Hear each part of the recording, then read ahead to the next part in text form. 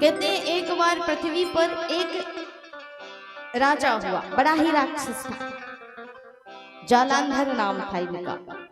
इतना अधर्मी कि संसार त्राही त्राही करने लगा इसके अधर्म के पाप से, बोझ से महाराज। लेकिन कहा ना कि कभी कभी अधर्म करने वाला यदि धर्म का कवच पहन लेता है तो फिर उसका कोई नुकसान भी नहीं हो सकता, उसे कोई मार भी नहीं सकता है महाराज। ये जालंधर था तो बड़ा पापी, बड़ा आताताई राक्षस। देवताओं पर भी देवासुर संग्राम छेड़ दिया, देवताओं के लोगों को अपने कब्जे में कर लिया, देवता मारे मारे फिरने लगे। लेकिन इसका भगवान कुछ नहीं कर सकते। क्यों? क्योंकि इसकी एक धर्म पत्नी है, नाम है वृंदा, जिन्हें अब तुलसी के नाम से पूजा जाता है। वृंदा ही तुलसी है और इन्हीं के वन को कहते हैं वृंदावन महाराज, जहाँ हरि सदैव निवास करते हैं। तो ये वृंदा जो थी ये बड़ी पतिव्रता नारी थी, बड़ी धार्मिक स्वभाव की थी, बहुत ही पतिव्रता थी। और पतिव्रत धर्म के प्रभाव से, इनके धर्म के प्रभाव से ही ऐसा हुआ महाराज कि जो जालंधर था वो और बढ़ने लगा, इसका अधर्म, इसका पाप और बढ़ने लगा। संसार में यज्ञ खत्म हो गए, हवन नहीं होते, कोई भगवान का नाम नहीं जपता, सब हमारा ही नाम जपेंगे। ऐसी त्राही त्राही मची कि ब्रह्मा जी से नहीं रहा गया। पृथ्वी ब्रह्मा जी के पास गई और ब्रह्मा जी ने जाकर के भगवान से कहा कि प्रभु अब आप ही कुछ करिए ताकि इनका उद्धार कर सके। तो भगवान ने कहा कि कोई बात नहीं। कहते हैं कि जब अधर्म को काटने के लिए, धर्म की स्थापना करने के लिए यदि किसी के साथ छल भी किया जाए, हिंसा भी की जाए तो उसमें कोई पाप नहीं लगता है। धर्म को बचाने के लिए यदि आप झूठ भी बोलते हो, एक बार मुख से झूठ भी निकल जाए, छल भी हो जाए तो उसमें पाप नहीं लगता, भगवान ने स्वयं कहा है। और यहाँ पर जालंधर जैसे पापी को यदि काटना है, मारना है तो पहले किसे छलना पड़ेगा? वृंदा को महाराज, उसका सतीत्व भंग करना पड़ेगा, तब कहीं जा कर के ही जालंधर का अंत हो सकता। इसलिए भगवान ने क्या किया, जालंधर चला गया युद्ध करने के लिए और उसी समय भगवान आए और रूप किसका लिया? जालंधर का। वैसे मन से तो ये वृंदा भगवान को ही भजती है, क्योंकि ये वृंदा कोई और नहीं, साक्षात लक्ष्मी जी ही थी, जिनको श्राप लगा था किसका? सरस्वती का महाराज। सरस्वती, गंगा और लक्ष्मी तीनों भगवान की पटरानियां।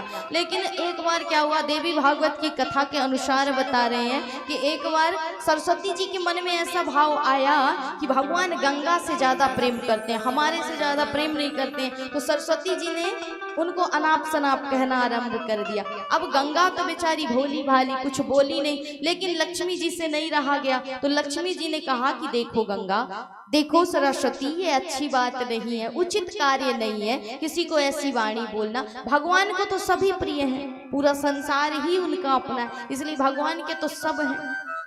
तो ऐसा नहीं कि भगवान किसी में भेदभाव करते, किसी के प्रेम में भेदभाव करते महाराज।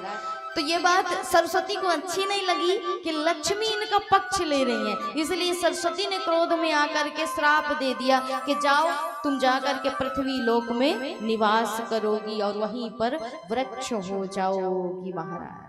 तो इस प्रकार लक्ष्मी जी को श्राप लगा। गंगा को भी श्राप दे दिया कि तू भी साथ में जाएगी और पृथ्वी लोक में, मृत्यु लोक में तेरा निवास होगा। तो इन दोनों को भी क्रोध आया, गंगा को भी क्रोध आया। तो गंगा ने भी सरस्वती को कह दिया कि तू भी मृत्यु लोक में जाकर के निवास करेगी महाराज। अब ये तीनों के झगड़े में तीनों को इस लोक में आना पड़ा। तब भगवान ने इन्हें बताया कि कली के 5000 वर्ष तक ही गंगा और सरस्वती इस धराधाम में रहेंगी, उसके बाद संसार से लुप्त हो जाएंगी। तो कलयुग में, ये कलयुग जो है इसके 5000 वर्ष निकल चुके हैं, 5145 वर्ष इसके बीत चुके हैं। इसीलिए गंगा की क्षति हो रही है, सरस्वती पूर्ण रूप से लुप्त हो चुकी है, इनका कोई वर्चस्व अब नहीं रह गया संसार में महाराज, क्योंकि ये 5000 वर्ष तक ही रहने वाली।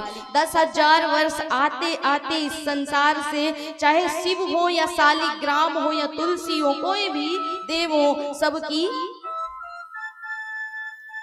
स्वधाम गवन हो जाएगा महाराज, और संसार में फिर बढ़ेगा कलयुग का प्रकोप। और अब आरंभ होगी वो चरम सीमा पाखंड की कि लोग एक दूसरे के प्रति न दया होगी, न करुणा होगी, न प्रेम होगा, किसी को कोई मनुष्य जानेगा नहीं, और पशुओं की भांति एक दूसरे से व्यवहार करेंगे। समय ऐसा आएगा कि मात्र, कहते हैं यह जीवन मात्र 10 वर्ष का ही रह जाएगा। कलयुग में ऐसा कहा गया। सतयुग में मनुष्य की आयु कितनी होती थी? कितनी होती थी? भागवत कथा सुनी है?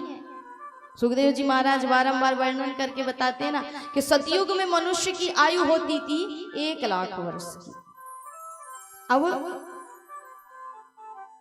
त्रेता आया तो त्रेता में कितनी है गई?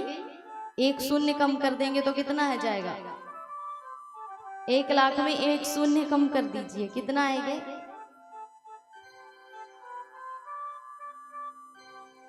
गिनती नहीं आती या बोलते नहीं आता? ये बता दो पहले। बोलते हैं सभी राधे राधे, नहीं बोलते।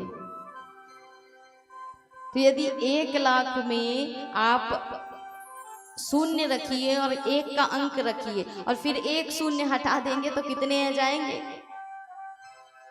10,000। 10,000 वर्ष की आयु रह गई। कब? त्रेता में। अब 10 में भी 1 शून्य कम कर दीजिए तो कितने आ गए? 1,000। 1,000 वर्ष की आयु है गई किसमें? द्वापर युग में। अब 1 शून्य और कम कर दीजिए तो कितने आ गए?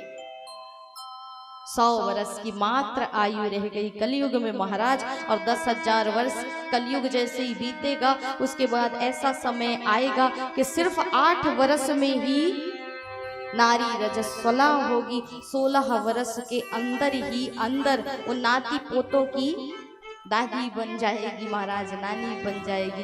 और कहते हैं कि कलयुग जैसे जैसे निरंतर बढ़ेगा तो 10 वर्ष की ही मात्र मनुष्य की आयु रह जाएगी और इस अंगुष्ठ के बराबर ही उसकी लंबाई होगी। एक चने के वृक्ष के नीचे ही वो खाट डाल करके सोएगा, इतनी उसकी लंबाई रह जाएगी शरीर के। इसलिए आप समय का प्रभाव देखिए कि कलयुग जैसे जैसे बढ़ता जा रहा है, आप लोगों की लंबाई भी कम होती जा रही, कद भी कम होता जा रहा है। कुछ ही आपको मिलेंगे जो बड़े लंबे होते हैं, नहीं तो अब सब बड़े छोटे होते जा रहे हैं। इसीलिए कद अब घटता जा रहा है, आयु भी घटेगी और लंबाई भी घटेगी। कलयुग का यही प्रभाव है कि जीव की दुर्गति ही दुर्गति होगी, सिर्फ एक ही सदगति होगी, भगवान के नाम संकीर्तन से और नाम कीर्तन करते हुए ही।